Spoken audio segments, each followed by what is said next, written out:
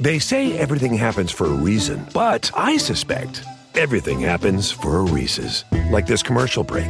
Did you need 15 seconds away from music or 15 seconds to eat a Reese's? Perhaps it's true. Everything happens for a Reese's.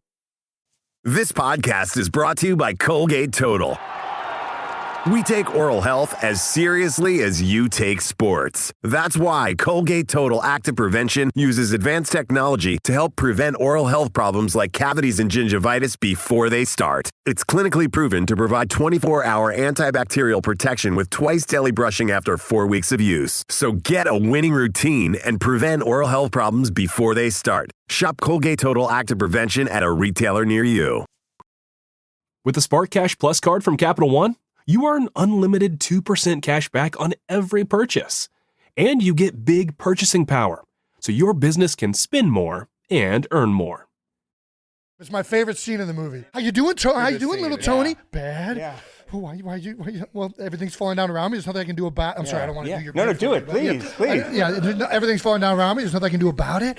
Whose fault is it? It's their fault. Right? It's not my fault. It's their fault. That's right. It's their fault. It's their fault. You have failed. You heard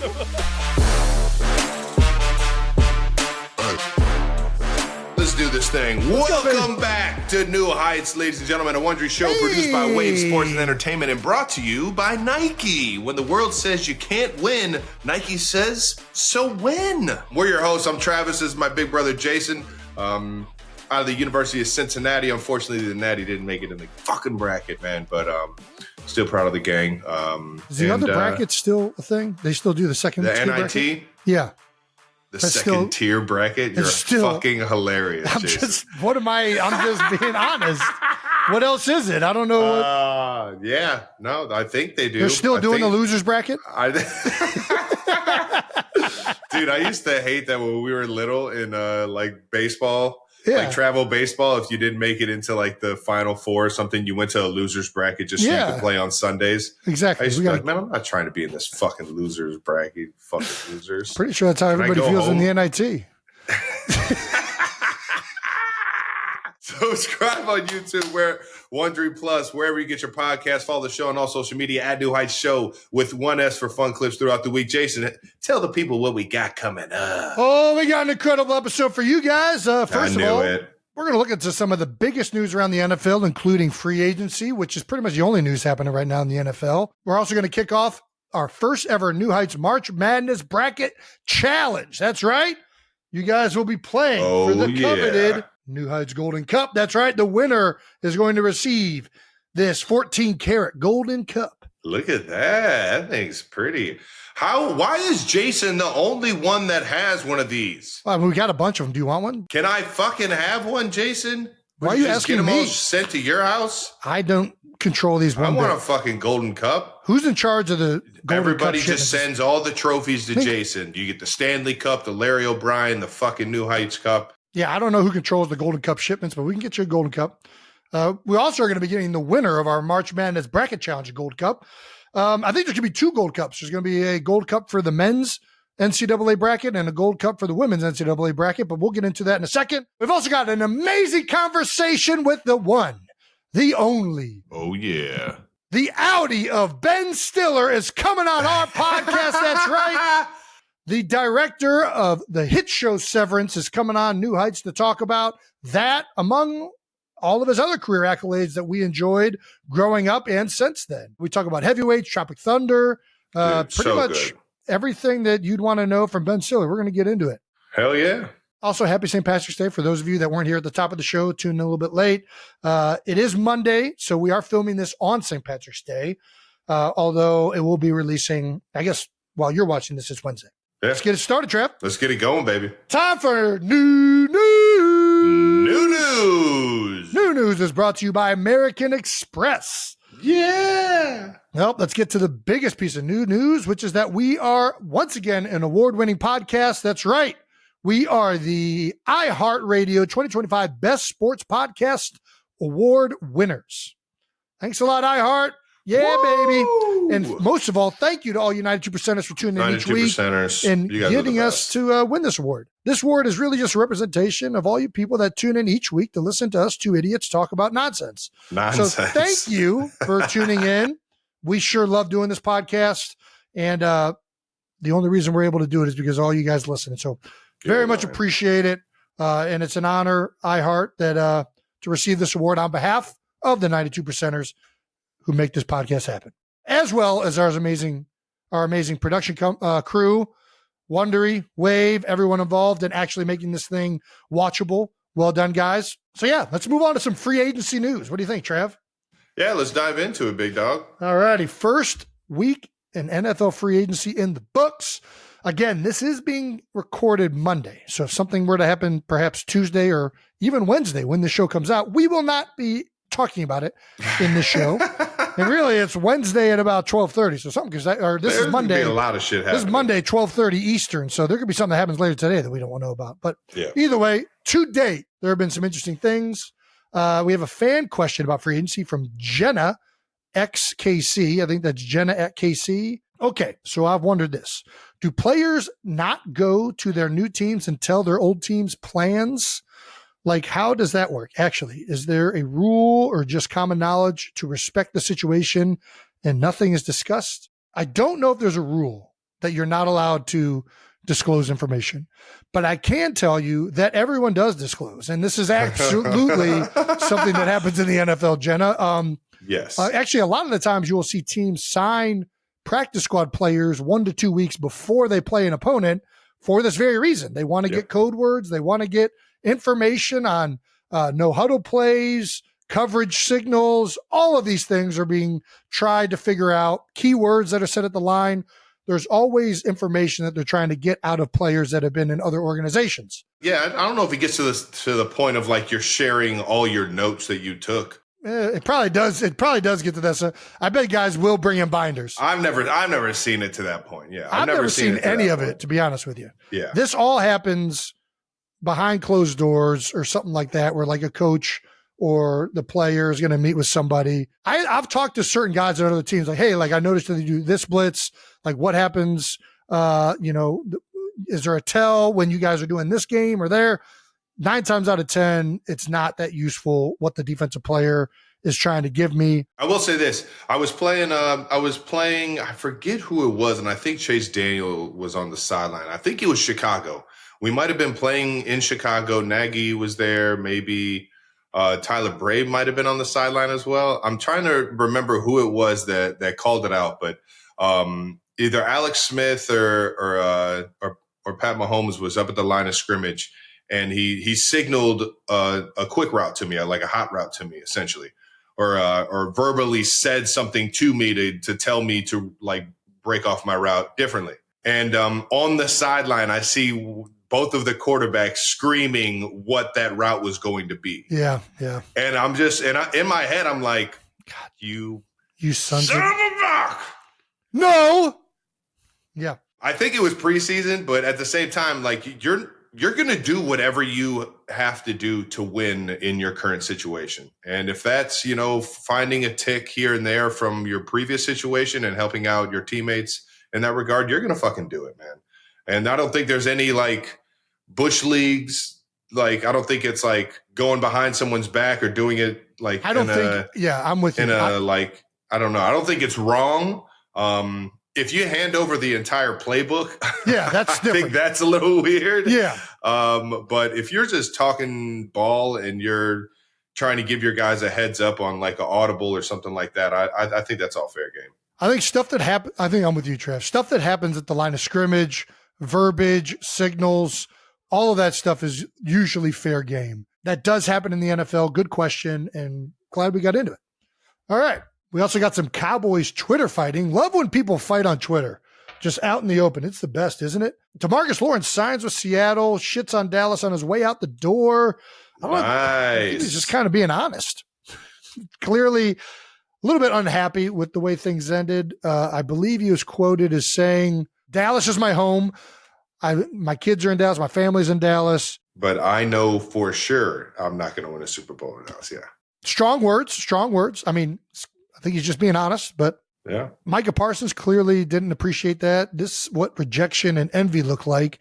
This is some clown shit. Perfect. That's a good way to respond. DeMarcus Lawrence, calling me a clown won't change the fact that I told the truth. Maybe if you spent less time tweeting and more time winning, I wouldn't have left. Oh, Wow. man. Yeah, that's the old Twitter beef. Let me get you going. What is the point of fighting on Twitter? Like, just out in the open for everybody to see? Well, you know, Jason, you're a professional. Nobody fights on Twitter, right? It's like when we were in high school and the kids would pull the fire alarm just so they could go out in the street and fight in front of all the students. Do you remember that? It was the best. In front of the entire city. Yeah. Cleveland Heights is on Cedar and Lee, two of the guys, biggest streets on the east side of Cleveland. You guys could just go fight. You don't need to do this. Nah, I need an audience. I want everybody to see me whoop his ass. And they would do it in the middle of the street. Not just a street, Cedar. Like the biggest, like one of the biggest ways into downtown Cleveland is just completely blocked off. It got so bad they had to put the cops at the intersection. Yeah. No, well, it was stopping traffic. Gosh. People were trying to just, do their cars run lined their daily up, errands. Cars lined up blocks down, trying to do There's things. 4,000 kids out front watching a fight unfold in the middle of Cedar Road. Gosh, man! And then we just go across the street over to Wendy's and get a Frosty and some. Well, then they stopped. Nugget. Then they had to close Wendy's to. They wouldn't let kids walk into the Wendy's. You had to go through the drive-through. Oh, better times. Love Cleveland Heights. Gotta love the Heights, baby. Gotta love the Heights. We got a breaking contract news. We got some news in the contract world. The Bengals have fucking unloaded the Brinks trucks. Love it. And have signed both Jamar Chase and T. Higgins to 4-year deals. Jamar getting $161 with $112 guaranteed, Nice. making him the highest paid non-quarterback in NFL history. And then T. Higgins getting $115 million, respectfully, for his first 2 years guaranteed, fully guaranteed. So good for the Bengals. I mean, I did not think they were going to be able to keep both these guys, and they're paying a hefty price tag to do it. For those who were wondering, yes, Joe Burrow making $55 million per year, Jamar Chase making just over $40 million a year, and T. Higgins making close to $30 million a year. That's over $125 million per year in new money on just 3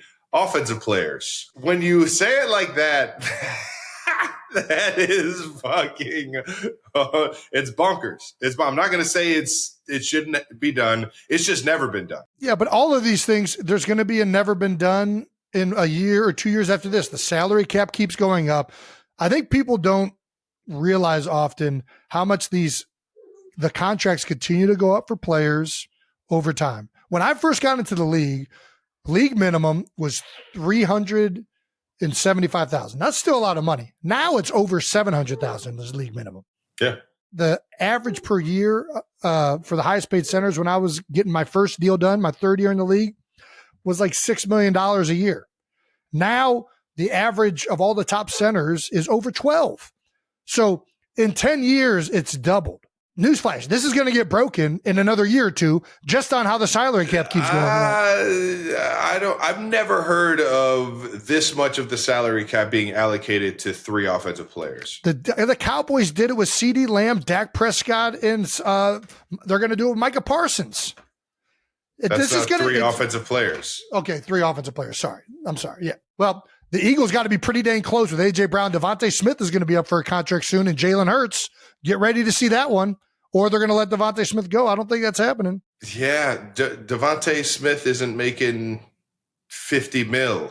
You don't think Devontae is going to get close to what T. Higgins is making?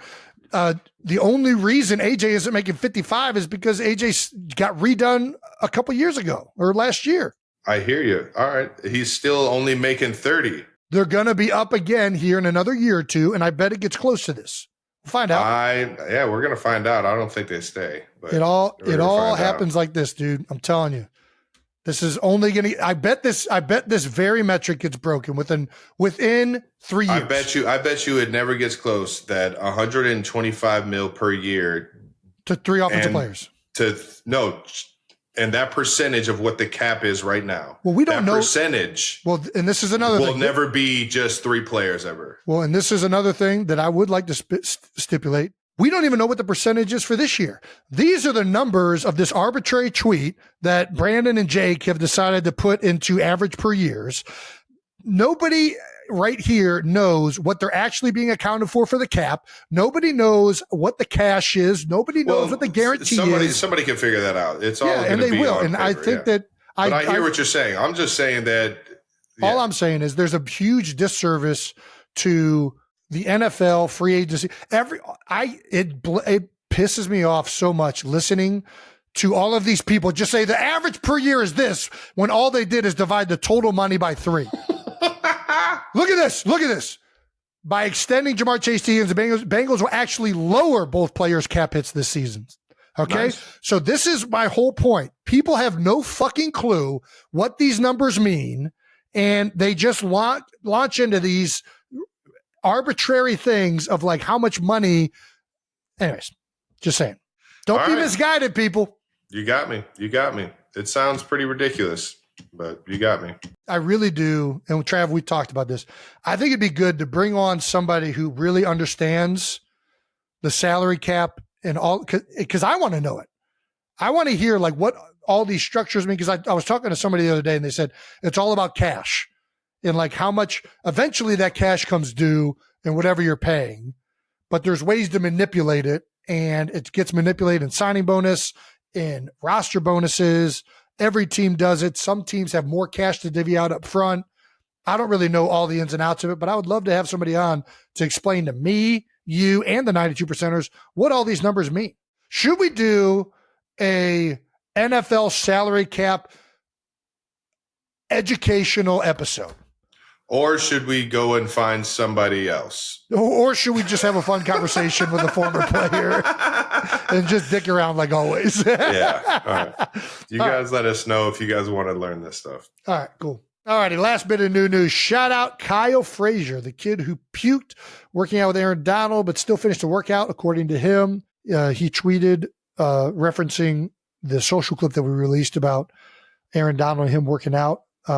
He said, definitely a workout I'll never forget, but you forget the part where I got back and finished.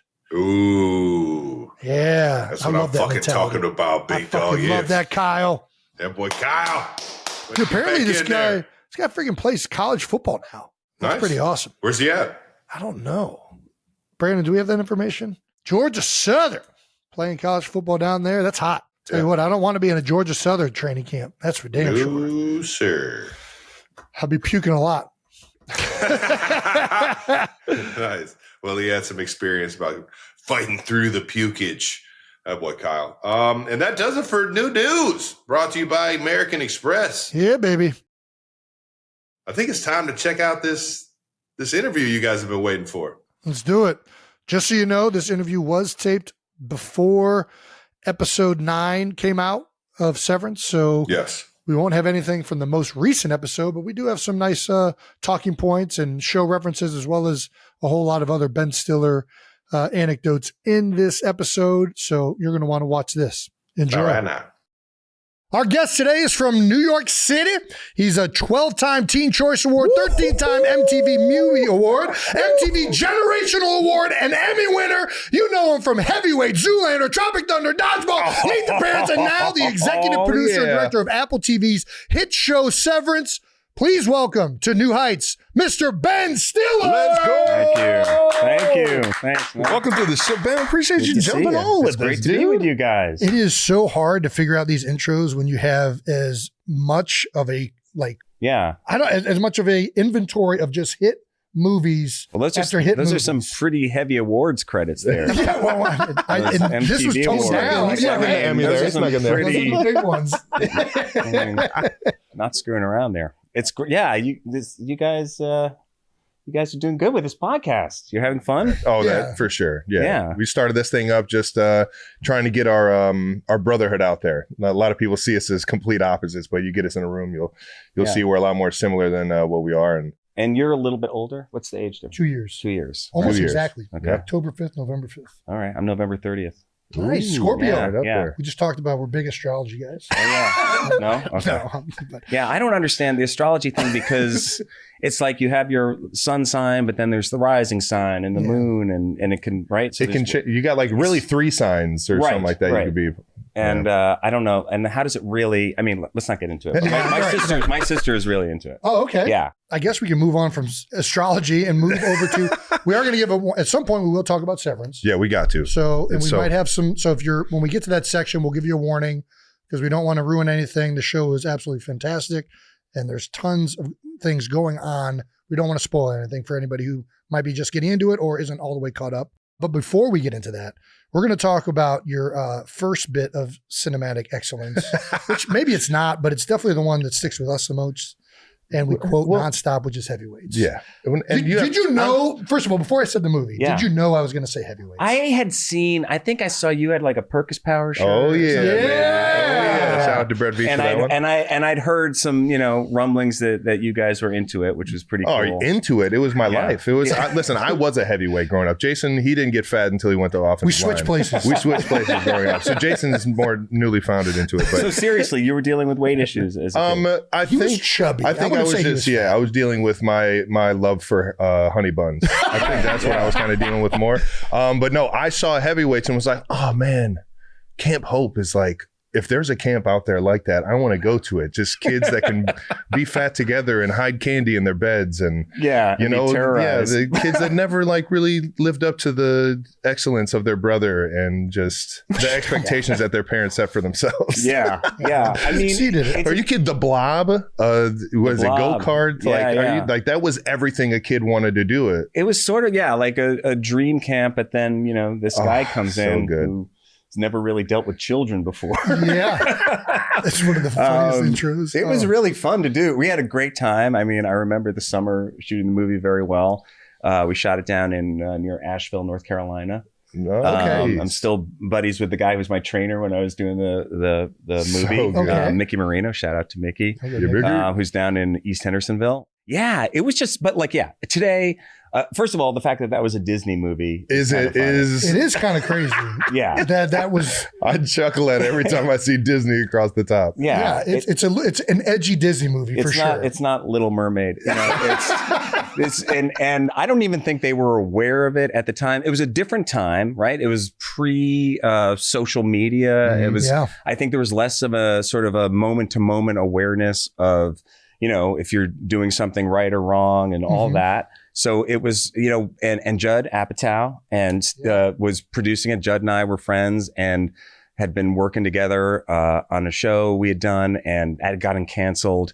And I had gone and directed a movie, my first movie. And he said, hey, we're going to go down. Steve Brill's the director, really funny guy. We're going to go down to Asheville and do this fun, this camp comedy. You could play this like mean guy who, is mean to these kids who are overweight.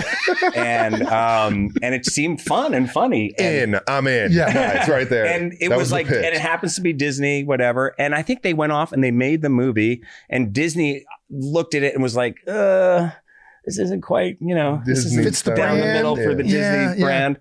And they kind of put it out there or whatever. And then that was it. You must have seen it on video, right? Oh, 100%. A few years after it came out or something, right? Because it's 30 years old. Exactly. Right? Yeah. Exactly. But then it's had I saw this it later life. in the 90s for sure. But yeah, it never would have gotten made today. And why do you say that? I think just because the characters being so mean to these kids who are dealing with weight issues that I don't think... But I don't think that's getting off the drawing board. I understand, but I feel like the movie also inspired more people that were overweight. Like it really ends up being something that most of the people that I knew that were overweight, or it was like a healthy relationship with that at the end of the day.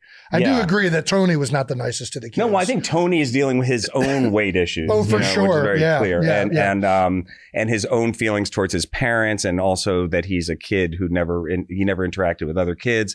And, he wants to be famous. And, I feel for Tony. I feel like he's the most sympathetic character in the movie. I was like, where did Tony come? Like, where did you find him? Is there any inspiration? There was a little bit of Tony Robbins in there. Okay. Tony Robbins, the motivational guy, just in terms of the voice and how he talks. and his kind of weird sort of like Tony Robbins had this thing where he could sort of like, he could kind of like hypnotize you with his eyes. Yes. And I don't know, man. And then we just sort of like played around, and it's funny, like, because I look back at clips, I saw a clip like behind the scenes on it, and I was like, God, we were so young back then too, just like kind of just doing it, you know what I mean? And just kind of going for it, and you don't really think about it that much. And the kids were so much fun. And it was, kind of like every day we were just, and my folks were in it playing my parents. That's so and cool, man. we had the best Don't time. let somebody sign your checks. Oh yeah, don't let it. Best advice I ever got. So I guess how much of that movie of Tony was being scripted, and how much of that is you off the cuff? Just ripping it. Yeah. I don't remember. I think like we were improvising all the time. It's sort of, I feel like there were some improv moments there. I think like that little moment where Tony goes and talks to himself when he's weighing the kids. Somebody brought this up. It's my favorite scene in the movie. He's asking this question. How you doing, little Tony? Bad. Yeah. Why you? Well, everything's falling down around me. There's nothing I can do about. I'm sorry, I don't want to do your bit for you, but everything's falling down around me. There's nothing I can do about it. Well, whose fault is it? It's their fault. Right? It's not my fault. It's their fault. That's right. It's their fault. It's their fault. You have failed. Yeah. The thing that's kind of funny to me about that scene is it was improvised. But if you've ever been in therapy or gone to therapy, that's a lot of people talk about talking to your inner child. Oh, yeah. And finding your inner child and connecting with your inner child. And over the years, I've been in a therapy session where the therapist says, like, you should go, like, let's talk to your inner child. Mm-hmm. And I literally feel like I'm just doing a scene from Heavyweights in therapy. So I always feel like it's just, this is kind of silly because I've literally done this in a movie where it actually made sense that Tony was able to talk himself into understanding that he is not the problem, they are the problem. And he helped himself. So in a way, it's a very healthy connection that he's having, with himself. 100%. Well, with 100%. Himself. Maybe not with the kids, but with himself. Well, no. And I think, the kids also, like, let's face it, the kids were cheating. They should have been following the rules. Right? It's an interesting way to reevaluate this movie. They were the problem. They were the ones hiding candy and not hustling. If you go to a camp where you want to lose weight, you got to play by the rules, right? It's like if you guys show up at training camp, right? If you're not going to put the work in, right? Nobody's going to be able to force you to do it, right? You got to have the mindset. Yeah, I definitely go to Chick-fil-A during camp, though. I'm not going to. I don't go to the meal room. I know some guys that are probably hidden some stuff in their beds. So it is kind of like being a camp when you go to training. 100%. It is a little bit like 100%. Well, when he still goes away for camp. Right. Most teams don't go, like Eagles don't go away anymore. I'm living in a dorm room. Yeah. Cement white cement brick walls. You get a single or a double, or they actually put the double together. Two singles together to make and that's what I mean. Two singles together. So it's kind of it's a bit of like it's an experience like back in time. And I'm not like a super football guy, but I know you guys plays. You have to like learn all the plays at training camp, and then those can be the plays for the rest of the season. For the majority of it, yeah. You learn like the base installs so that everybody can get brought up to speed. And from there, you still create plays based off of the team that you're playing and what they've been doing. You try and scheme them up week by week. Right. So the playbook definitely expands after training camp, but for the most part, you get all the verbiage and you get the understanding of like formations and stuff. And then from there, all the plays kind of just get. Is it different every year? Like the coach will come in with a new. Yeah, I joke about Coach Reed coming in with like a index like stack like this big, just like a rubber band around, and you just see plays drawn up on him, and he's just like, "I got some good stuff, cuz." But there is a lot of carryover. The majority of your staples should still stay the same, and the way the football coaches do, they have to teach it to all the new guys as well. So especially when you've been there for a long time, you start from square one in the offseason and during training camp. So at two different times of the year, you'll learn what we call this gap, what we call this technique, what we call this play, and every minor detail. So he's had Inside Zone installed to him.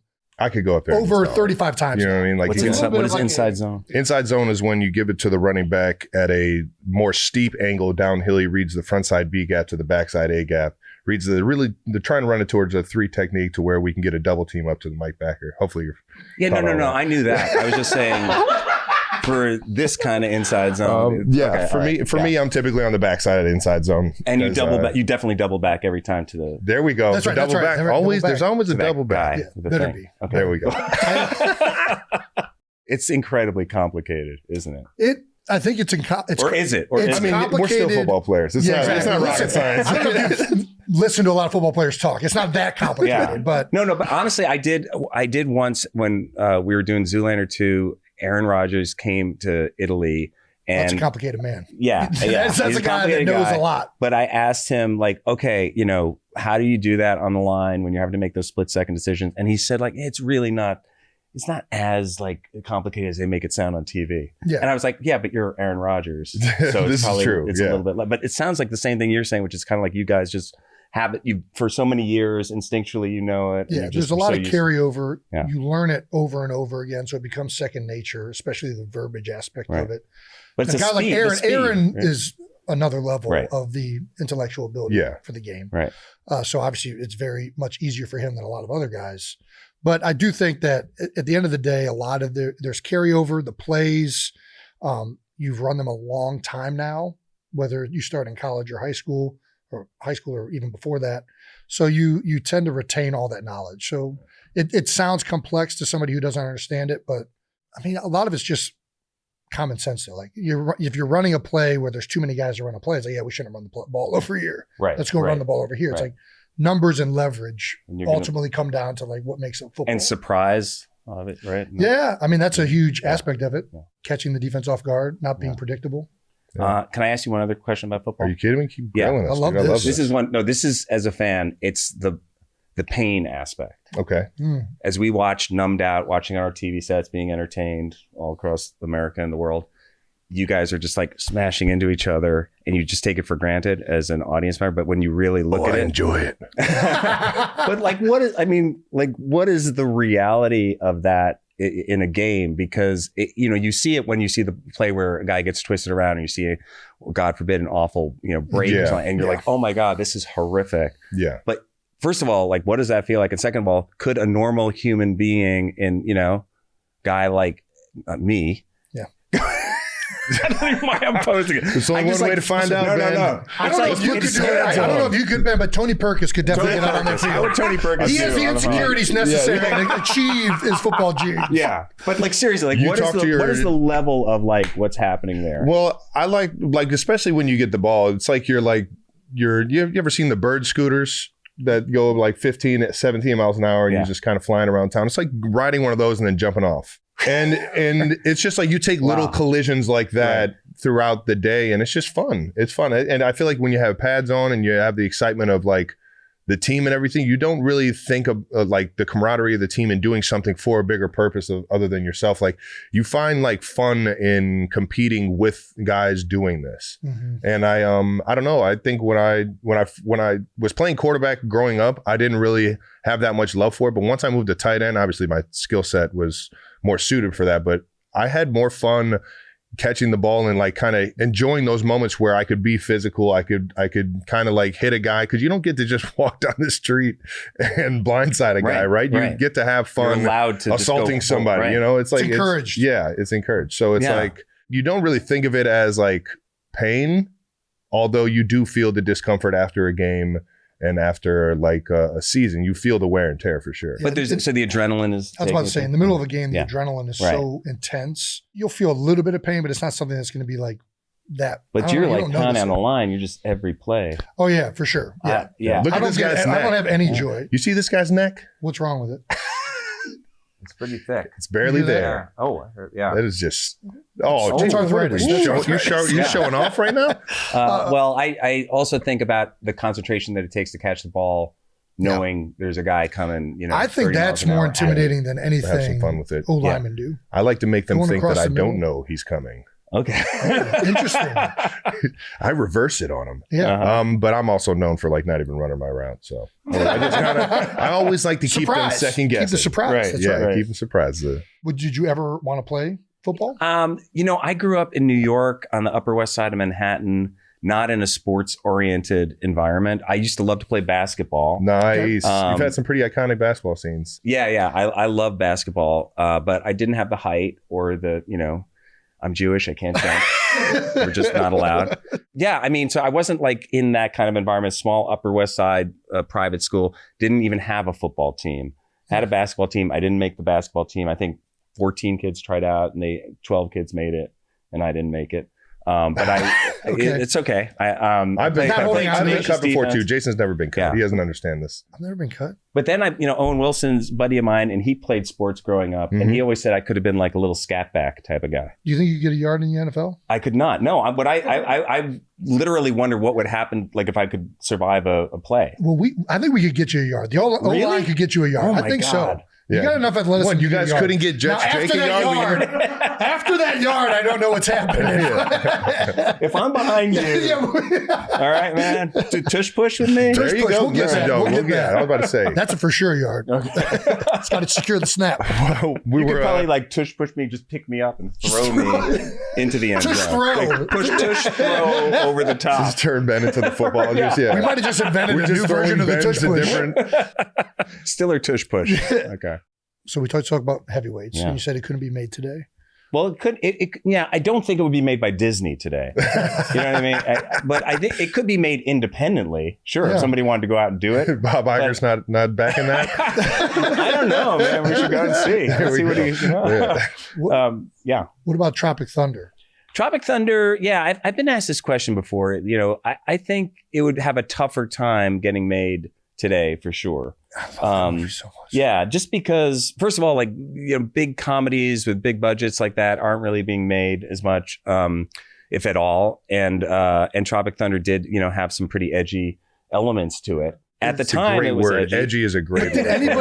Did anybody complain? I don't ever remember anybody complaining about it. Yeah, really? Complain. Yeah. Never mind. I'm going to go back over here. No. You didn't think that? No, in a bubble. But in a different way, it was, again, this is, 15 years ago or something? It was 2008 or something. It was like a different sort of reaction to things that wasn't as in the moment and as much of a kind of a waterfall of, reaction immediately. Yeah, no, I mean, my character that I played, Tug, was, playing this character of Simple Jack. Mm-hmm. That was, that won't be tough. That would got some blowback. From people. I showed the movie to the NAACP in LA before we released the movie just because of Robert's character that he was.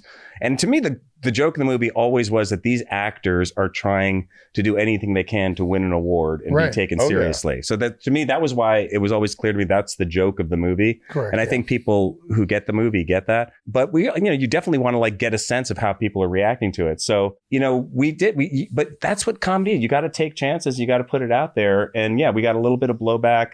But as long as you're clear, where the joke is, and that you're clear about your intention, you can, then I think you can hear criticism and it can be valid, but you know where you're coming from and you can stand by it, which I do. I still stand by the movie. And I would hope that we could make another Tropic Thunder. Oh my gosh. It's so good.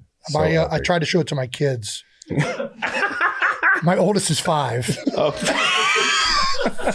Jesus, all right. I wasn't trying to show it to him. I was just putting it on. The girls walked into the room. What was Jake the and review? Brandon, it was not good. It was during the Tuck had just lost his hands. Oh my God. It was early on. Intestines are all over the place. Kylie, I forget Kylie's exactly. Do you remember what Kylie said other than turn this off right now? You'll be getting the therapy bill from your kids in about 15 years. Yeah. No doubt. Do you have a favorite comedy movie you've made? Oh, that I've made? I mean, Tropic Thunder for me was like one of the most fun experiences just because we were all together. It was such an amazing cast just to be with those guys. And it was an idea that I had from back in like 1987. Yeah. Oh, and so cool. Then we finally made the movie in 2007. So Holy literally cow. had been sort of gestating that long. Yeah. So to actually be making it was sort of surreal that we were finally doing it. So for me, that experience was one of my favorites. Doing Meet the Parents with Robert De Niro will always be an incredibly exciting thing that happened, and kind of surreal because I just love him so much. Yeah. And then getting to, I mean, I don't know. It's every time you're in it, it's always different. I don't know if you guys are like this when you're, when you're doing your thing, but like you're in it and it's sometimes it's hard to appreciate it when you're in it because you have to be focusing on what you're doing. Rolling, yeah. I'm right there with you. I don't know, because they always say like football players or even any athletes say like go out there and have fun. Is that a real thing? I feel like I play my best when I'm out there just enjoying the moments with the guys. And it's 100%. I don't like to kind of look at things as it's complete or like I'm more in the moment trying to think about the next play, trying to think about the next like way we're going to attack them, how I'm going to handle this situation and think about that than I am like, man, this is sweet. I do think though, that's why they tell you to have fun, because it's so easy to lose track of the fact that we're all playing a game and this should be fun. Right. You get bogged down on where you're at and trying to remember the play or the moment, what's it down and distance, all these things. You lose track of the fact that like, if you guys are genuinely enjoying being out there and having fun, there's an enthusiasm and an energy that permeates and makes everybody usually perform better. Yeah. And I think that's one thing that I watch Trav. I've always been like, for some reason, it always looks like he brings that out on the field. And there's certain guys that have a tendency, you just watch a game and people gravitate towards them. It makes them feel like they're kids again. And as a player, where for me, I oftentimes wasn't that. I always appreciated playing with those guys because it made me feel like I was playing in the backyard with my buddies again. Right. Yeah. And even though we're in front of this huge stadium or whatever. Right. Yeah. And you see the joy that you have when like, I mean, obviously end zone celebrations or just when first down or something like that. But I think, that enjoyment of connecting with your teammates and doing the work in the moment and like it working when you like, complete a play that works. I have that same appreciation when I'm working on a movie, that the enjoyment of the process. Heck yeah. And actually for me, that's my favorite part of all of this is being in process with something or sitting in the editing room and cutting together a sequence, putting some music on it and feeling it come together. That to me is the best. Yeah. And that is important, I think, to have that appreciation of the process because, with a movie or something like that, it comes out and then people either like it or they don't like it. And you have no control over that, right? It's just going out into the world, but the process is what you experienced and what you own. And so you have to enjoy that because the rest of it is sort of, then you're at the whim of like, what people thought. And that's, by the way, that's like trial and error for me over the years. Oh, 100%. I've learned that throughout the course of my career. I came in wanting to have all the stats, wanting to have all the acknowledgement of he's a great player. And I mean, I've been fortunate to like get a lot of those stats and have successful years and win Super Bowls. But at the same time, when I'm like kind of like in it, like I find more love building that piece than I am just kind of looking back like, oh man, that's awesome. Like it was more just like the feeling of doing it with them in the moment that just like really, that's where it's most enjoyable for me. I actually remember when we were doing Tropic Thunder talking to Robert Downey about it, because at that point, I think he had just done Iron Man, but it hadn't come out yet,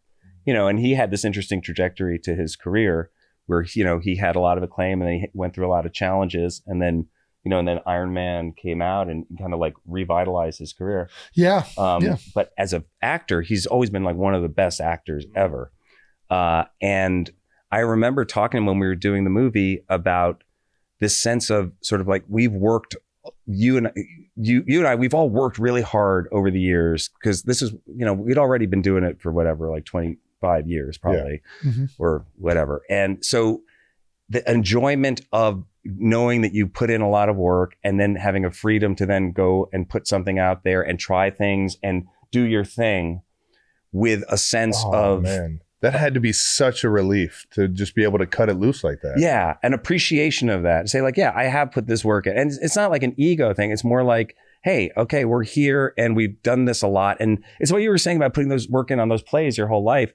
Then you kind of can go out there and let go in a way and appreciate the fun of that too, right? While you still are locked in and trying to do something new and hit the next, level. And I think that's an important thing in the process to appreciate. You fucking hit it, dude, because that movie is classic. How did you get Tom Cruise to jump in on this, dude? I mean, the star-studded like lineup. This is a crazy one. I mean, Tom and I knew each other a little bit because we had done, I've been a fan my whole life. Yeah. And, just watching his movies forever. And I'd met him a few times over the years.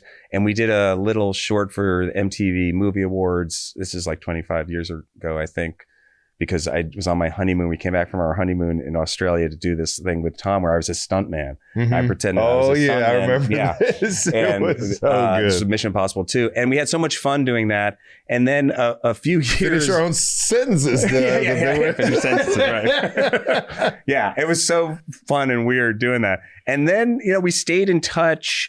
And this was, again, a few years go by. And actually, we'd been talking about trying to figure out something to do, but hadn't figured it out. And then I was working on the Tropic Thunder script, and I had actually done a home movie for my wife for her birthday that was a takeoff on the show 24. Okay. And it was called 17, where it was 17 minutes long. And it starred my brother-in-law, Brian Taylor, who happens to be here today, who's not an actor. Shout out to Brian. Yeah. Brian is the worst actor ever. Which can also be really good at times. Yeah. They have an alarm company in Allentown, Pennsylvania. He's not a professional actor. So the fun of the joke was, let's put him in a movie with like real actors. And he was obsessed with Tom's speech from A Few Good Men. Oh, yeah. Or the Jack Nicholson speech from A Few Good Men that he gives to Tom Cruise, where he says, you can't handle the truth, right? I said, Tom, we're doing this home movie for Christine. Would you maybe come and do like a scene in it where my brother-in-law is going to recite the Jack Nicholson speech to you? Oh my! And he said yes. And there's video evidence. Yes, there is video evidence. And he came down and he was so professional and like it blew my mind. He was so good. And Brian did the speech to him. And then amazing. We had so much fun doing that the Tropic Thunder came up. I called him. I said, look, are you interested in this movie?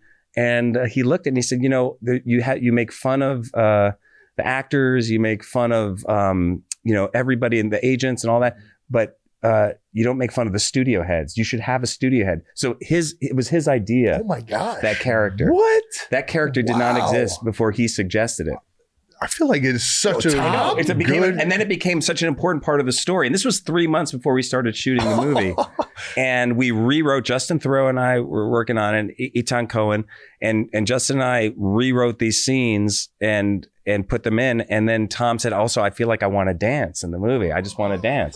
So this was purely like his instinct. I have a bodysuit on. Yeah. And then we did a makeup test and go crazy. Yeah. And we put him in the makeup and he started dancing in the makeup test. We gave him some Diet Cokes to crush. And then we put, and then I think I put Get Back by Ludacris in the makeup test. And I was like, this could be really fun. So good. So good. And he came in and just, so it was pretty crazy how that happened. That's awesome. That is crazy. Yeah. How did Brian do in his speech? Brian, well, he was perfectly bad, as he should have been. Attaboy, Brian. God damn, that's good stuff. I got to ask you more about your basketball love or your sports love. So you were at the Oscars not too long ago, getting hype about the Knicks win. Let's go. Yeah. Not sure if it was even an important game. It was just like, you watch every game like that? I do watch every game. Nice. I do. Yeah. I'm the last few years, look, I've my whole life I've been a Knicks fan. Last few years have been pretty exciting. Heck yeah. So many years in the wilderness, especially like the last 10 years before this. Yeah. I try to watch every game, and I now have realized I have to actually put the games into my schedule. Even if I'm not going to them, just to watch them, just to catch them, not plan a dinner. Because I start to resent that I'm at dinner. So I knew that the game was happening during the Oscars, and then but I was focused on doing the thing at the Oscars, and then once it was done, I was leaving, and after I'd done my thing, I was going back to my hotel, and I realized, oh my God, the Knicks game is on. So then I checked it, because I hadn't checked it the whole day or even been aware of it as much, to be honest. But I knew it was happening. And then I saw the Knicks had won. I was like, oh, this is great. I just finished the Oscars and the Knicks won. I'm happy. Knicks win. Heck yeah. Yeah. And then I guess somebody picked up the fact that I had been at Bro, the Oscars. You're backstage right now. Yeah. But I mean, I genuinely do, I went to the Lakers game where Brunson got injured, and I genuinely love going to the games. I feel like I've always told myself I want to go to a game in Madison Square Garden. It was actually a big reason why I went to Cincinnati, because the Big East Championship is in the Garden. Yeah, I've always imagined the Garden as obviously the Mecca, but it is like the top of like the basketball culture where it gets rowdy. No, I haven't been to a game yet. Oh, okay. And I've been telling myself I'm going to go when the Knicks are good and it's rocking. And it's just been like, you have to come to a game. I have to. I know. Why don't you come to a game? I'll tell you what, the Cavs meet the Knicks in the playoffs. Yeah. Because that thing, I want it to be like the Knicks. I don't know if it's like that every single game, but I know when it's an important game, that thing is like, it does, honestly, like you can see it on TV when any game, if it's a good game, it goes crazy. Yeah. Like it's just so intense. Yeah. But you know, the playoffs, there's like nothing like when they beat Philadelphia in the playoffs last season. Oh yeah. And Dante DiVincenzo hit that shot. I don't know if you've ever that play, but like I never felt epic. Anything like it. Yeah. Heck yeah. Yeah. Me and Jason talk about it all the time. There's no better ticket in sports than courtside at an NBA game. There's nothing better, right? Because you're so close to it. Yeah, you're right. That was the first time I went back. Travis had courtside tickets to the Cavs for the second half of the season every year. When Brown was there. Yeah, when the Browns. So I haven't been able to he get lets me borrow a since. couple of tickets. I go there. And that was my first time realizing, oh my God, these guys are like so much better athletes than football players. Like they're moving so fast. It's like they have springs on their feet. Right. Yeah. It was just in the size. Yeah. Like I think it's easy. It's harder when you're brought back from it to really realize how big and athletic you those don't. guys are. For sure. For sure. But when you're on the court, it's like, oh, that guy is high. Yeah, for sure. I mean, even just seeing LeBron in person, you know, like I was watching the other night. I mean, he's just so big and he's so strong, and you know, he gets the ball and all of a sudden it's just like the tension level goes up and the defender gets up on whoever it is because it's like LeBron's got the ball and he's like, he can impose his will still. And he's 40 years old doing it. Yeah. This is insane. He did a spin move and a dunk and I was like, I've never seen that done before. Like, no, whoa. It's very impressive. Would you rather win an Academy Award or Knicks win the NBA championship? I don't know. I mean, I think the Knicks, realistically, I think the Knicks winning a championship is in the cards. All right. So I'm definitely down for that. Yeah. But if I was forced, definitely, and I've heard Jon Stewart was asked this question and he said Knicks too. So I'm not going to not say Knicks. All right. But I also feel like I really think like at the end of the day, if I knew that I had the choice, I would give it to the Knicks. Because I knew at least I had the choice. Yeah. In this weird hypothetical non-real situation. Yeah. But it means a lot to a lot of people too. No. Like it's like it's like I don't care. Yeah. The Knicks winning a champion, like it's still a little bit like, it seems a little bit like, oh my God, I can't imagine that. But we're just starting to feel like it. But then always something happens where Yeah. I mean, Cleveland was there for forever too, so I get it. Cleveland is having an incredible year. Oh, I'm fired up. Yeah, incredible. We're just talking about it. Jason's kind of like here right now with basketball. Yeah. And I'm just like, dude, just watch the Cavs. Keeps telling me. I got to get back. And Donovan Mitchell is a New York guy too. Yeah. And he's just incredible. Stud. So, and they've got a great thing going on. See, we kind of got on the basketball kick. I got to talk about one of my favorite scenes that you directed in Cable Guy with Jim Carrey. Him coming into the gym. The basketball. Yeah, the basketball scene with him coming into the gym. I don't know if you understand. You had everybody trying to jump off of their friend's back to dunk the basketball. And I just remember it never working. It's not like in the movie, he was like a trampoline. Like I was like, oh my gosh, if I could do that. Like I told you I was a little bit heavier. I was always like twice the size of all my friends. And I was like, dude, just get on all fours. I'm going to jump off your back. It really makes no sense, that move. Yeah. But it was so funny. I remember we were like, like Jim, we wanted to come up with like some insane set piece where Jim would just be, just the biggest kind of asshole guy who comes in to play a pickup basketball game. Yeah. And Jack Black, I guess, is like, he runs up on Jack Black. But I remember we put like an Apple box or something next to Jack. It was very low tech. There was no like if we did it today, there would be like CG and it would be like, it was just a very like, kind of like simplistic way of doing it, where he's like on an apple box right behind him when he jumps up. But then, and then he shatters the backboard. I remember that. Gosh, and, but we had such a good time making that movie. And Matthew Broderick is so funny in it. And and Jim is just insane. Have you ever had him on the podcast? He's so he's so funny. I mean, he's like one of those guys who'll just do something to make you laugh, and then he'll just keep doing it until you stop laughing. You know, it was fun to just be working with him at that moment where he was just sort of like willing to like take, you know, any chance and just do whatever, you know, he thought could be funny. And we were just having a great time together. Hell yeah. We kind of touched on it before in terms of writing for yourself or for guys that kind of just have like those instincts of like improv. How much of it is hard as a director to control that, to try and keep the script, you know, how much do you juggle with that as a director? I did a movie once, Mystery Men. And dude, are you kidding? I just did it. Just one time back in the day. I forgot about that movie. It was not a blockbuster at the time. Yeah. But one of the actors was not as into improv, and a lot of the other actors were, and we were kind of figuring it as we went along, and that ended up sometimes being a thing. Gotcha. Where that actor would want to just like, hey, can we just do what we planned? You know? And by the way, a great actor, just it wasn't his process as much. Yeah. So. You'd be surprised. You do it on the football field too. Really? Yeah. Oh yeah. This is a king like improv right here. Big time improv. I'll improv. Does the coach get mad or not? Oh yeah. Sometimes. You get that look. He gives you the eyebrow look. But then he gets happy. Never do that again. When it works. Right. When it He's works. happy when it works. Right. I'll come to the sideline. Just don't ever do that again, Travis. Got it. He's got a good commercial career going too. Yes, he does. He's a Hollywood guy right there. You know what I mean? He gets it. He gets the entertainment aspect of it. Sure. Yeah. Nuggies, man. No, he's killing it. Speaking of Severance, it is time that we put this disclaimer out. All right. Okay. We're at the point of the show where we're going to talk about Severance, folks. We're going to do it in a segment called We Gotta Ask. You don't have to answer, which I think there's going to be a lot of these you probably aren't going to answer. Basically, we're going to ask you a bunch of questions. You tell us what you think of it. You can tell us to fuck off, whatever you want. Okay. And since you've been a great guest, we're going to get to this section while having our very own waffle party. Oh yeah. So what was the inspiration behind the waffle party? This is a Dan Erickson who wrote the pilot and is the creator of the show. And we've been working on it together over the years. He has a brilliant mind, and waffle party being I don't know where that came from in his mind as the, you know, the celebration reward, when you the reward when you get to a certain point. It's not a pizza party. It's a waffle party. These might be a little raspberries. But for a long time in season one, you know, we didn't know what the waffle party actually was. Eventually we defined it in the the second to last episode.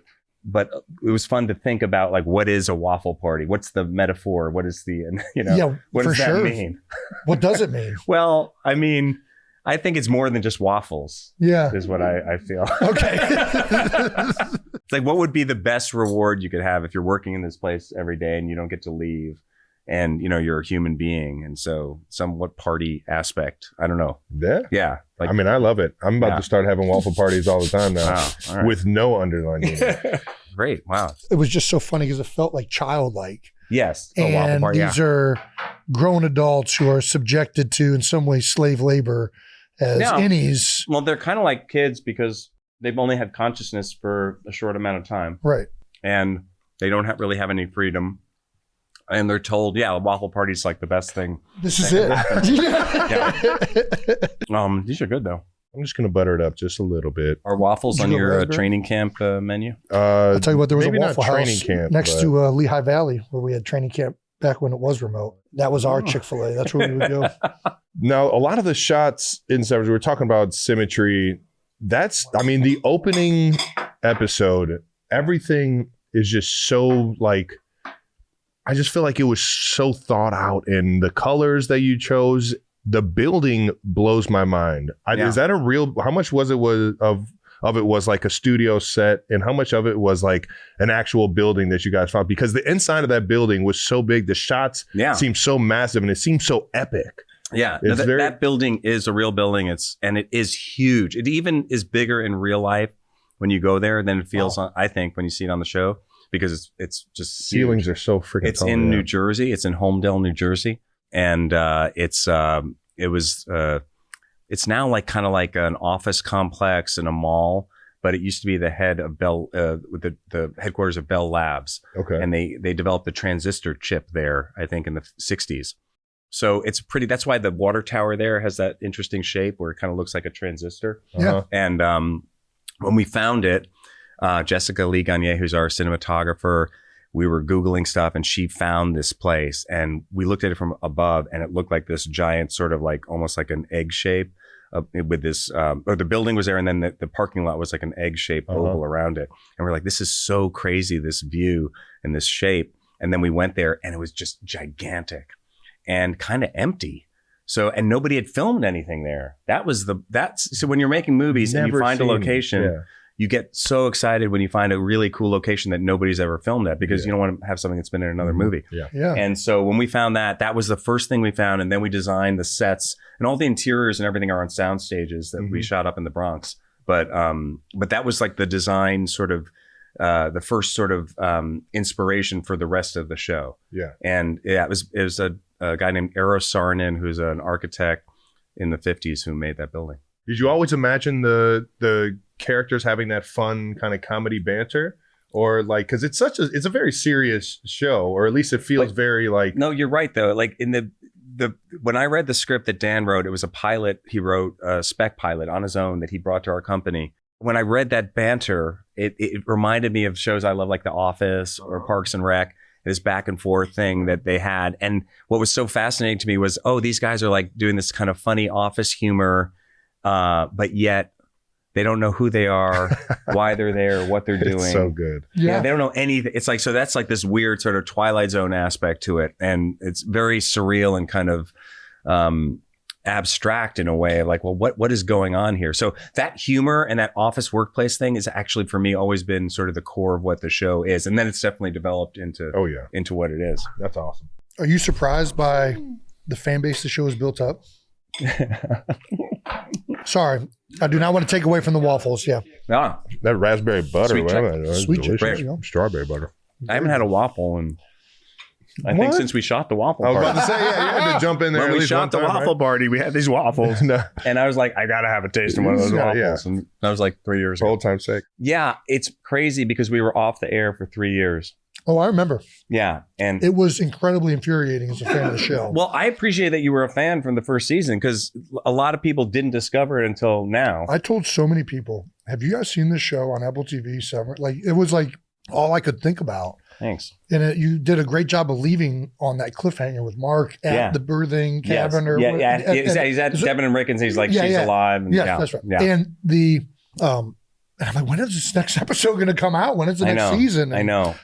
When we got hit with the strike, there was a writers and actors strike. Yeah. And it took us a little bit a while to kind of like regroup after that. And the show, I think we shot for 186 days on season 2. Yes. So there's a lot of shooting and the editing takes a while. But thank goodness that the audience was there when we came back on. And I mean, it almost built the suspense up even more. Yeah. And I think everybody just kept talking about it. And the challenge was just to get people who hadn't seen the show to watch the first season. Mm-hmm. So Apple did a really good job, I think, of getting the word out. And we did as much press as we could. But also 3 years later, Apple TV Plus is actually a different it's a different situation there now because they have more viewers too. Because when we started out, we were one of the first shows. That's a good point. I didn't even think about that. That's pretty cool. Talking about kind of doing some promo for it was the art museum setup. Was it even at an art museum? It was like a pop-up like office setup. Oh yeah. Was that like the weirdest promo you've ever done for a show? That was really crazy. We set up the office cubicle in a glass cube in Grand Central Station. That's where it was, Grand Central Station. And it was an idea that they had. And Adam Scott said, well, if the real actors can go in there and do it. And the fact that they were willing to go in there. I said they have to do it for like at least 3 hours. Because like it just has to be enough time that people can be walking by and just go, what's that? Yeah. Oh my God, people going home from work. Like, wait a minute. Like people who knew the show, people who didn't know the show. And of course, people started filming with their phones and stuff. And it did become a viral thing. And that I think ended up probably getting more attention than if we had just done a premiere. Press run or something. Yeah, exactly. So and because it was so organic. And it was so much fun to watch them just in this cube because the actors just started improvising and doing I was going to say, was there a script? What were they even like told to talk about, or even could they even be heard? They couldn't be heard, so they knew that. So they had that freedom, and they knew that they were going to be in character. So they're actually doing, Dylan and Mark. Yes. And Patricia came in as Miss Cobell, and she started throwing stuff at Adam and made him stand in the corner. And there was just like so many funny moments. But I knew as actors, they were just going to sort of fall into it because it's like what you do. So like, it's like for them, it's like, okay, this is like a performance art piece. And they had so much fun with it. And I was just like watching, taking pictures. And yeah, it was awesome. What's it like directing something as complicated in some ways meticulous as Severance? I mean, it just becomes, I've been directing for most of my life, I guess. And I love it so much. It's such a collaborative experience. You're working with cinematographers, the production designer, costume designer, actors, editor, all these people. It's a group effort. And I love the process, what we were talking about earlier. So for something like this, when you have everybody who's sort of like focused on this vision that Dan laid out in his script, everybody's working sort of like towards the same goal.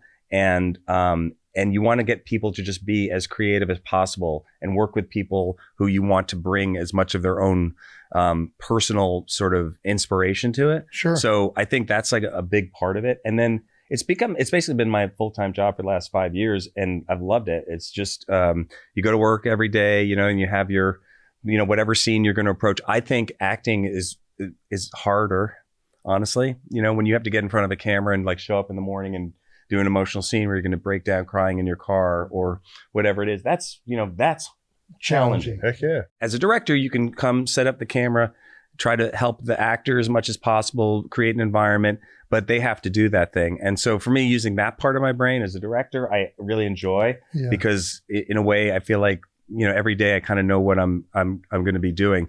Acting stresses me out a little more because, it's like, oh shit, I have that scene today where I have to pull that up. And and I really admire, and maybe it's made me admire actors so much more as a director, just working with them, because I just see when you're doing both, because over the years I acted and directed in a lot of movies I made. When you're really just directing, I think you can just focus on what you're doing, be there for the other actors more, and be connected to the crew and sort of adjust things. And I love the process of it. And by the way, I just have to say we have other great directors. Jessica Lee Gagne, our cinematographer, directed our episode 7 that just came out. So many cool shots in this. Like, I'm just blown away by some of the shots. We have amazing people working on the show. And Comeback of Harmony Cobell. Yeah, Patricia Arquette. Oh my gosh.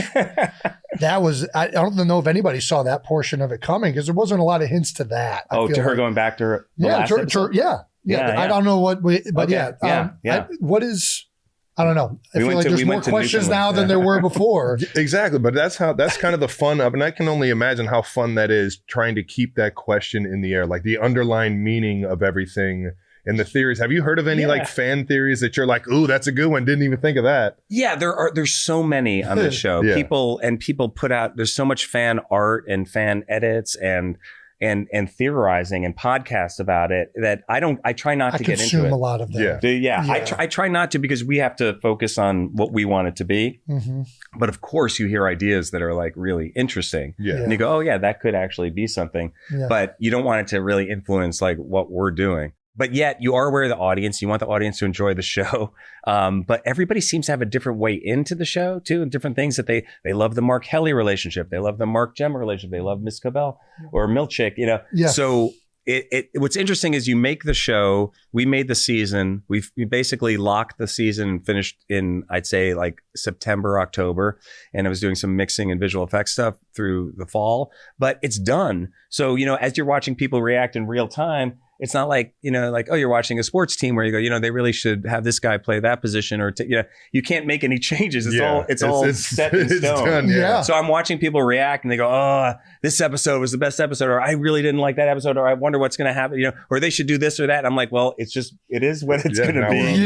Next week is going to come out. You're going to find out. I mean, that has been something like, especially, you go knee deep in the theories each week. Yeah. And it's fun to watch. Oh, well, that didn't end up panning out. Now we're on to the next theory. Exactly. Right? Yeah. And so we know what it is and like what we've done for the season. And I'm just watching in real time because it's not a binge show too. It's coming out week to week. Mm-hmm. So that's very different too, as opposed to, if you're watching something where you can watch every single episode, people can then go like, oh, that frustrated me. I'm going to watch the next episode. And I get the answer I wanted. But here you get people for like a whole week going like, oh, is it going to go this way? Is it going to go that way? Or that frustrated me. So it plays out differently than I think once the show's out in a couple of weeks, then people will be able to binge the whole thing. And that'll be a different experience for them watching it too.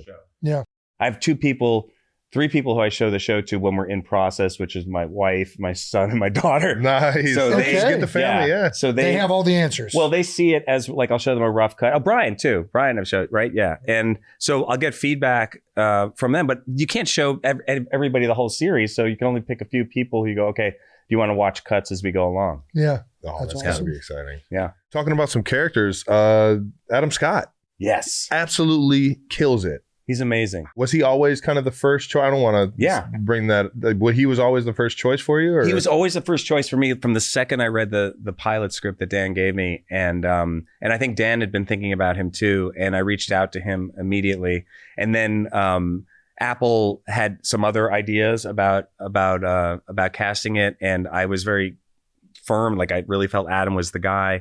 And Adam luckily stuck with it and stuck through with me. And ended up doing it. And I'm so happy because and again, for that same reason of like the office workplace comedy vibe that he brings, but I also know he has this deeper thing underneath. Oh yeah. And to watch him really embrace that over the course of making the show, and even just the way he approached playing outie Mark and innie Mark, his voice, his physicality, it's all so different, and he really works so hard to do that. And he's also like this crazy, like, robot actor guy who can do anything. Like I mean that in a good way, because like you say robot actor, but like he is so specific and so precision in terms of being able to make an adjustment. Yeah. Like he can make an adjustment that's sort of just like a thing where like, if you could just like lean a little to the right because the camera sees this behind you and still do the moment, or, just he's amazing. That's awesome. All of the actors are fantastic. Yeah. And John Turturro and Irv, never worked with him before. And he's just an intense, great guy. The outdoor episode the Catskills. Yeah. That moment with Helly. Yeah. And speaking of like even Helly and Helena. Yeah. The facial expression change. Britt this year. Oh my gosh. Yeah. This year, Britt having to play Helena and Helly. Yeah. And again, the same thing Adam has been doing. Mm-hmm. But these actors are thinking about the characters so deeply that they always come in with so many great ideas. And I really listen to them.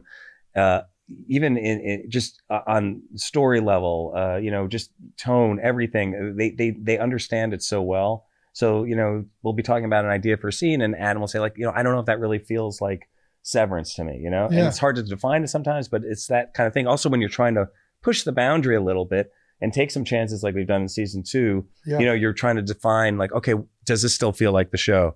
And I think when you trust your actors and that they have a sense of who they are in the show, I really rely on that a lot. Yeah. Yeah. Well, let's ask the biggest question, maybe. Would you get severed? Would I get severed? You have potentially more information for where this goes. Yeah. The idea of it does not seem like a great idea. No. It's a lot of control you're giving him. Yeah. I feel like, so for me, it's no, because like I want to experience my life, the life that I have left to live, right? Because like we're here for not so long.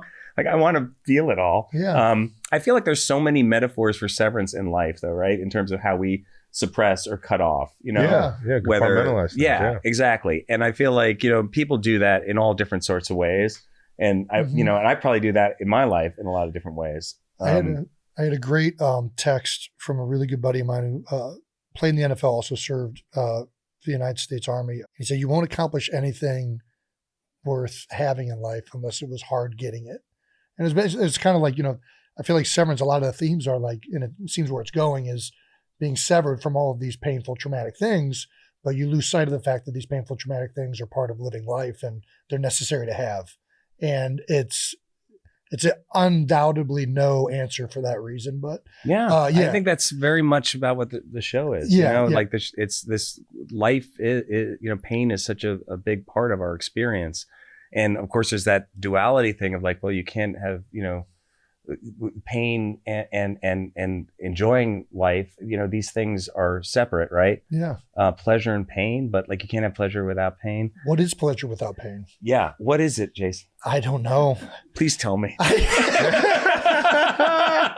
I believed you when you said that.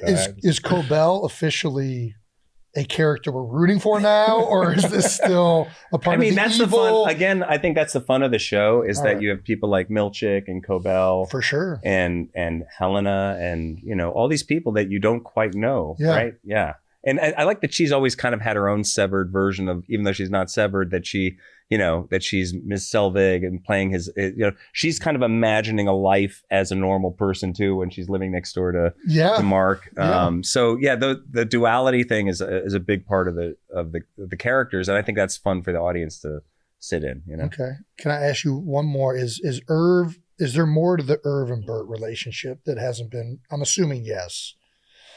Okay. I'm sorry. I don't want to push you. I don't want to push you. I really don't. Because when is this thing going to be on? It'll be on the day the last episode comes out. Oh, yeah. Okay.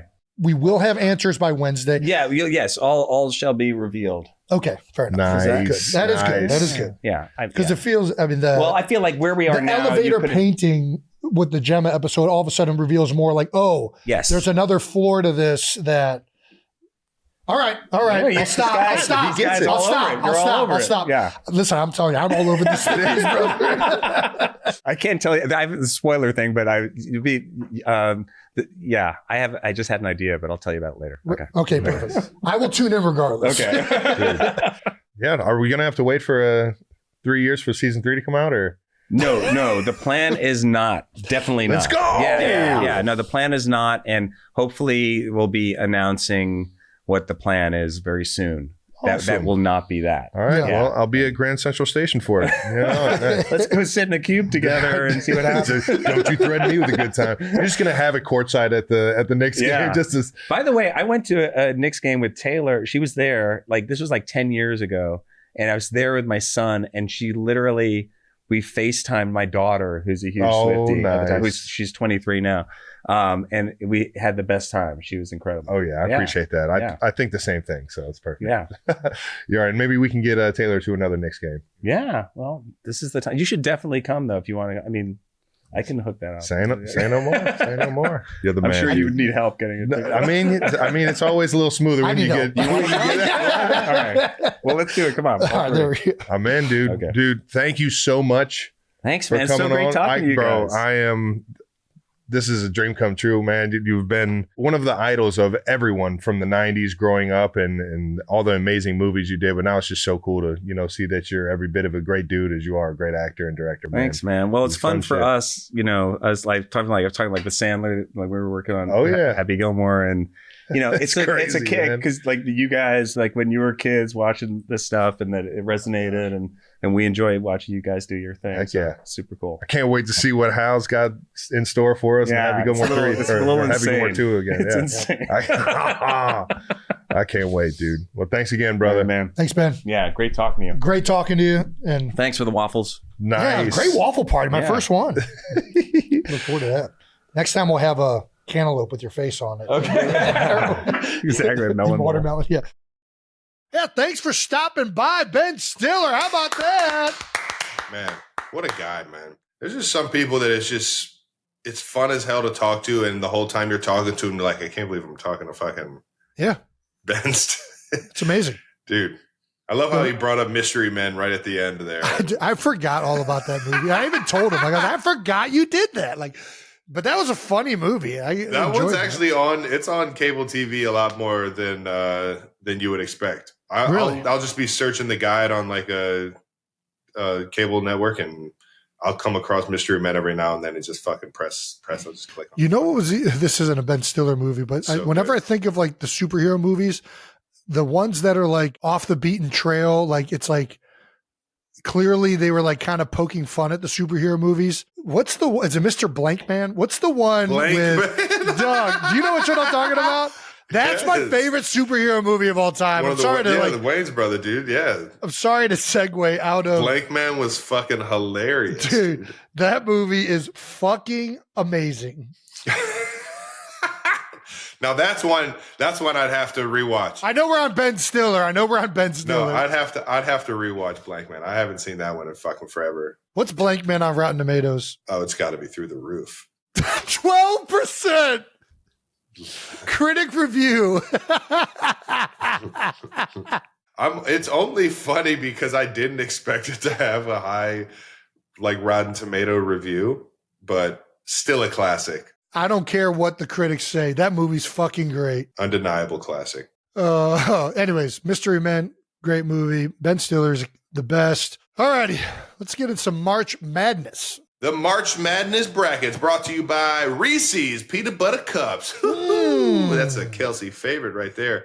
I definitely did get my Reese's backpacks and my Reese's varsity jacket. I am not in Kansas City though right now. I really like the seasonal Reese's cups that are the egg version. Yeah. Oh, I don't like white chocolate. These. Oh no, these. There they are. Yeah. They're a little bit thicker, a little bit more protein, a little more peanut butter to chocolate ratio. Have you tried these? The I have sprinkle not. ones? I haven't. I didn't see that one in there. I got to try that one out. Ooh. All right. If there was a bracket of Reese's, Jason, what's in your final four? Final four of Reese's. Everybody keeps saying why do they say Reese's? I was like, I don't know, guys. That's how we fucking say it. I don't know what you want to say. This is how I've always said it. Everybody knows what we're talking about. So can we stop acting like it's that big of a deal? Yes, just because we have an accent. Reese's, that I'm saying it. I'm not sorry. Sometimes. I'm not sorry at all. Obviously, original Reese's peanut butter cups has to be in it. Yeah, I think they're the number one and they win it. I don't think they win it. Reese's Pieces, or as we would call it, Reese's Pieces. The Reese's Pieces.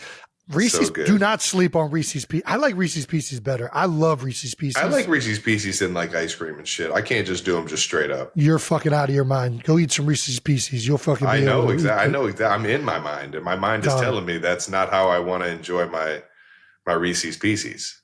I mean, it's great as an additive as well, but it's also great on its own. They're fantastic. Reese's Pieces. Fast Break? Are you putting that up there? No, Take 5? Is Take 5 a Reese's? I think it is, right? Yeah, but I'm just not up there. Take 5 is great. You guys are out of your mind if you're not putting Take 5 I'm not saying It's not a Reese's product. I think it got switched. I think Reese's bought it. Yeah, Reese's. I think bought it's it, Reese's but it's not Take a Reese's. 5 now. Yeah, now, but that's just because they own the market. It literally says Reese's Take 5. Yeah, I'm putting Reese's Take 5 in my top 4 because the Take 5 is fantastic. No. You're out of your mind if you don't have it up there. You put Reese's. All right. So Reese's Take 5. You're right. You're correct. I'm just going off what the nice people at Reese's sent me as a document. God damn it. Jesus. I know my Reese's. Have you said eggs yet? Not yet. That was going to be my fourth one. All right. I was going to say Reese's eggs, not like the actual egg. I'm talking about the. See, this it's is like where the you're Reese's tripping. cup, but the one thing you ate the most of Reese's was Reese's Puffs. So you have to put Reese's Puffs in there. Yeah. You ate. That was the only cereal you ate, Jason. No, you're right. I did not. In my brain, I did not equate Reese's peanut butter puffs as the candy bracket. But I think you're right. We didn't say it was a candy bracket. You're right. We said it's a Reese's bracket. So I think you're right. All right. So I got Reese's Original, Reese's Pieces, Take 5, and Reese's Peanut Butter Puffs. Dang. But I would like the specialty holiday Reese's. The egg is nostalgic and it's the best. The egg or the Christmas tree, any of that stuff where it's like because it becomes a little bit thicker and I just like the ratio better. But I can't take out the original and I'm definitely not taking out. I guess I'll take out Take 5. Gosh, I like the Take 5 though. Back to basketball. March Madness is coming up, and man, us sports fans, we love filling out these brackets, baby. Yeah. And as we said last week, we're doing it for the first time ever, New Heights Bracket Challenge. That's right. And it is brought to you by Reese's, or Reese's, for those who want to fucking get mad at us. The men's bracket deadline is this Thursday, March 20th at noon. Eastern. And the women's bracket deadline is Friday, March 21st at 11:30 Eastern. I don't know why we didn't just make them both the same time on 2 different days, but fill those fuckers out. Yeah. Have some fun, ladies and gents. I think we've limited it to one person per bracket. Or that one bracket sense. per person. So this isn't just you fill out 100 brackets and improve your odds. Yeah, improve the odds. Yeah, just put in fucking one bracket, guys. Don't be weirdos. Jason, have you filled out your bracket yet? I have not yet. Good. Well, you have till Thursday. Yeah, I got time, but I would like to go over it. Do we have a bracket? Yeah, we got some brackets. How do you make your picks since you don't watch any college basketball? Well, as you know, playoffs always come down to the same things. Like it's all, taking care of the basketball. You gotta how well do you operate end of game situation, 2-minute drill. Like this is what it comes down to in playoff basketball. So you're going turnover margin. I go physicality, all right, toughness, so you go height and physicality, weight. You look toughness. at the height. You look at the height of the roster. Like I already know where's Michigan State at. Where's Michigan State? I'm putting them all the way through to the Final Four. I don't even need to see where they're at. I don't even need to see because I know Tom Izzo is going to have those guys playing hard and physical. I saw that they aren't the best 3-point shooting team, so I was like, they're in. Because all college basketball wants now is to fucking shoot these 3-pointers, and Tom Izzo's going to come. They're going to undercutting their legs. Like, dude, you know how you stop a 3-point shooting team? You foul the fuck out of them on that first 3-point. Yeah, give them a couple free throws. It's going to throw off the rhythm, and it's going to make them nervous every time you come out there. Right? It's a good. You got to make these guys pay. You impose your will. Pay you got to impose your will on finesse players. This is true. Don't let these small shooting guards beat you in the tournament. Out physical the fuck out of these dudes. Jason, you're the 3-point equivalent to an offensive lineman, though. Yeah, that's what you might think. I'm not, though. I am the undersized center. I'm the Dennis Rodman of offensive line football. That's right. I'm the Draymond Green of offensive line. Nice. Michigan State. Yeah. That's right. Nice. I'm not the biggest guy, but I'm gonna get in a mental capacity, and I'm gonna impose my will on you in a weird way. Draymond Green. Who else we got? We got a bunch. All right, so this is the East. Okay, so obviously Duke. Yeah, I mean. Well, you got the 4 play-in games too, so you can't forget about those. I never worry about the play-in games. If you got to make it into the tournament on a play-in game, I'm not interested. Go back up, Brandon. Go back up. We're starting the East. The play-ins are like 11 seeds. They're not just the worst seeds. If you got to be a play-in, you're out. I'm not talking to you. There shouldn't even be play-in games. All of the play-ins get eliminated in my bracket round 1 after they get in. Well, Texas Duke, and Xavier might have something to say about that. Damn it, Texas is in there. I like Texas a lot. Fuck! Well, rules are rules. Rules are rules. I don't make them. They just are what they are. Texas is out in round 1. Nice. All right. We got Duke against American. Doesn't even have a logo in there. It's just this is a play-in game. That's why there's a play-in game, Jason. All right. I don't even need to see who they're playing in. Duke's advancing. All right. It's all matchups. I'm gonna have to fill out a bracket and figure it out. But I will make sure that you guys know I'm a big fan of the SEC games or SEC teams. We're doing it right now, Travis. No, we're not. That's what this is. No, this is us just kind of going over our bracket from here. I'm telling you who I like in the East. I'm not going to tell you exactly who I have coming out, though. Okay, fine. All right. I'm not going to let you fucking just copy my bracket, Jason, because you know nothing. I don't want to copy your bracket. I know more about mentality and physicality, and that's all that comes down. Basketball is all about physicality. Well, just physicality. Like Florida is one of the most is one of the biggest teams. All right, in then terms we're picking of height. Florida. Florida's making it out of the West. Florida's back. The Gators Who else are we back. Got? Memphis, Colorado State. Memphis is solid. I think. The Terps. Ooh, so Maryland. This is the West has one of my favorite teams in the NCAA right now, and that's Drake.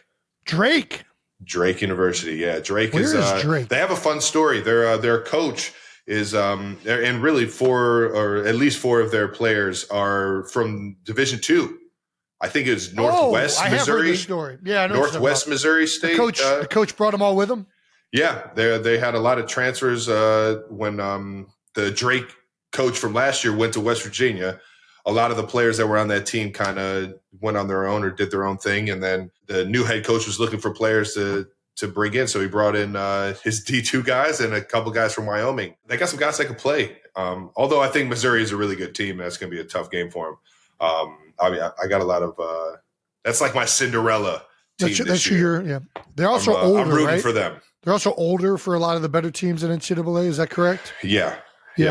And then on top of that, age.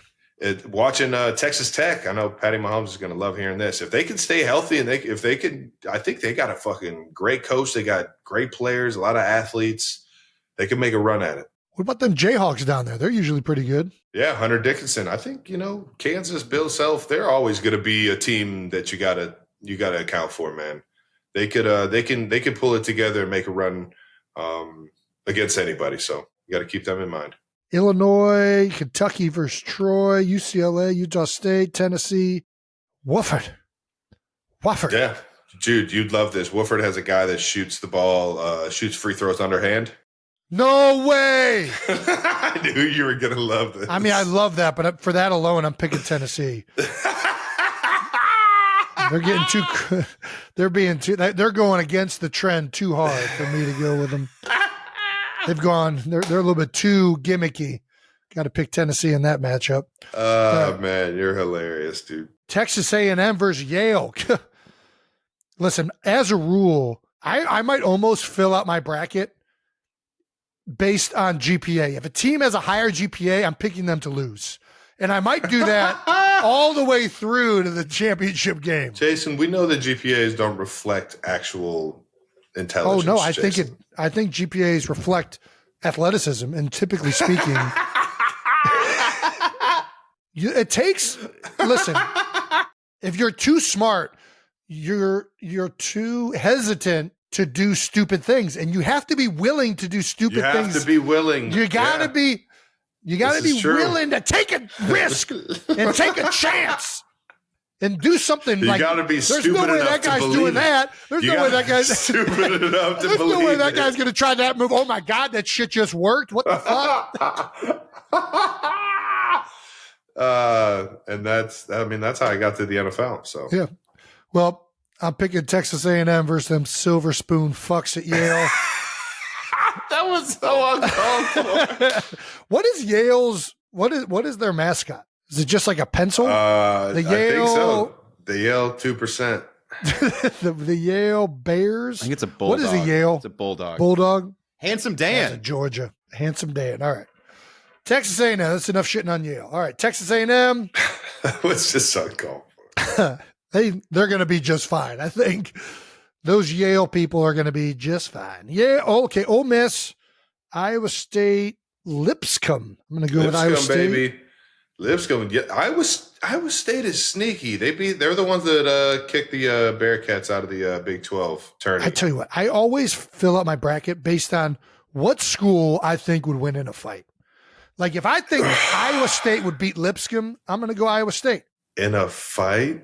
Yeah. I just think, at the end of the day, the mentality of the university rubs off on the mentality of the team a lot of the times.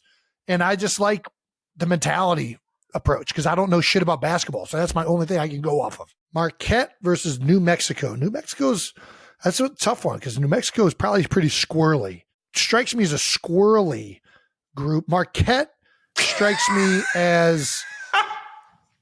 Marquette's got one of the best basketball players in the country. Marquette strikes me as a little bit of the silver spoonness. Where's Marquette at? What's Chicago, I believe. Chicago? No. Is it? It's outside of Chicago, right? Wisconsin. Wisconsin? It is. It's close. Wisconsin. It's close. Close. I don't know why I said Chicago. All right. I respect Marquette if they're out of Wisconsin. One of our favorite actors ever went to Marquette. Played rugby there. Denzel Washington?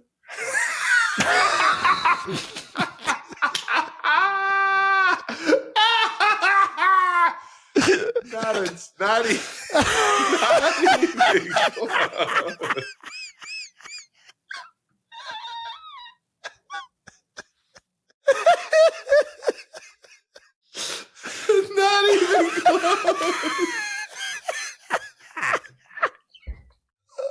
Oh, God. What?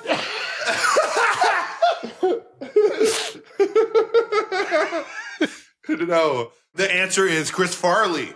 Oh, shit. I should have known that one. I should have known that one. That was, now I got to know, where did Denzel go? I don't think he played rugby, though. I'm pretty sure. Oh, man. Denzel went to Fordham. Fordham is Patriot League. Oh, man. That's fucking I almost went to Fordham. Hilarious. I know. This is so fucking funny. He was a hooper at Fordham. He was a hooper. He didn't play rugby. He was a hooper. He's a basketball player. I don't know. That Pinky says he played football. Yeah, you've seen that, Pinky. Wait, so Jason, we've only talked about the men's bracket. Do you use the same metric system to figure out who's going to win the women's bracket? Like, do you just look at who would win the brawl? Oh, wow. I haven't thought about it that way. No, I don't use the same metric. Women's, I just go with, I just put UConn as the winner every single year. I don't know if they're the same anymore. I put UConn as the winner every single year, and that'll be until Gino retires. And then I just go based on overall team height average.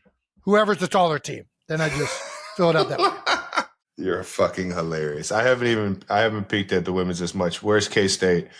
I know they won the Big 12. Nice. They're up there. 5 seed? Solid 5 seed. We do know that Juju Watkins is at the top of her game. Texas is, goddamn, they're number 1 seed. I think it's kind of fair to say they're the number 1 seeds are. I feel like there's less upsets in the women's bracket usually than there are in like the men's bracket. Is that fair to say? I think it's fair to say, at least for the number 1 seeds, you don't see the number 1 seeds get kicked as much as you do in the men's brackets. In my extensive knowledge of both men's basketball and women's NCAA brackets, I like to make broad, sweeping generalizations. Yeah, can't forget South Carolina. They've been at the top for quite a while now. They're kind of like the UConn of the modern day. They have a lot of talent there year in, year out. Who's the tallest team women's college basketball? Jason, this is supposed to be 45 minutes. He did 45 minutes. Well, there's no minutes single team in women's college basketball. Duke and Florida State are often cited as having some of the tallest players. Both teams average isn't even 6'7.5". While there is no definitive tallest team in women's college basketball, Duke and Florida State are often cited as having some of the tallest players, both teams averaging around 6'7.5" per player. Putting Duke and Florida State, where are they at? Those are my top 2 teams in women's college basketball outside of UConn. Where the fuck is Duke? I think they're a 2 seed. Yeah, Duke's 2 seed. No, they're one seed in my bracket. Okay, great. Who's your other team? Florida State? Florida State. 6. Dude, I feel really good about this. I don't know. Jason's going with height. I'm going to pick the Stars. I'm putting Juju in the Final Four. I'm going to pick the Stars as well. I'm picking the Stars. There's like 5 or 6 real bona fide stars in that women's bracket. I'm going to go ahead and slide them on forward. They're going to be a star till they meet that height. I'll let you know that right now. Get that shot swatted. No, my Juju's going to go for that layup. Paige is going to be just fine. Paige is going to be just fine. No. All right, now that does it for March Madness Bracket Challenge, brought to you by Reese's, or Reese's, whatever one you want to call it. Winning never tasted so good. Whether you're watching the games or filling out your brackets, feed your fandom with Reese's this March Madness. Hey-o. Again, to enter, go to the link in the description of the episode, fill out your bracket, and you can win a New Heights Golden Cup. Man, who knows? Maybe I can fucking win one or get one of these days. And it will be filled with Reese's peanut butter cups. Mine's filled with playing cards. I think they threw in some Reese's eggs too. Who knows? Maybe you'll get some puffs, some Reese's Pieces. But yeah, make sure you guys fill those brackets out. Men's bracket again Thursday by noon. Women's bracket Friday by 11:30, all Eastern time. Yeah, good luck to the crew, to the 92%ers. That wraps up another episode of New Heights. Thank you to Ben Stiller. Make sure you're subscribed on YouTube to the New Heights channel and follow New Heights on the Wondery app or wherever you get your podcasts. Please go check out our incredible guest episodes from last week, Matthew Stafford and Jason Sudeikis. You can also listen to new episodes of New Heights early and ad-free right now by joining Wondery Plus in the Wondery app or on Apple Podcasts.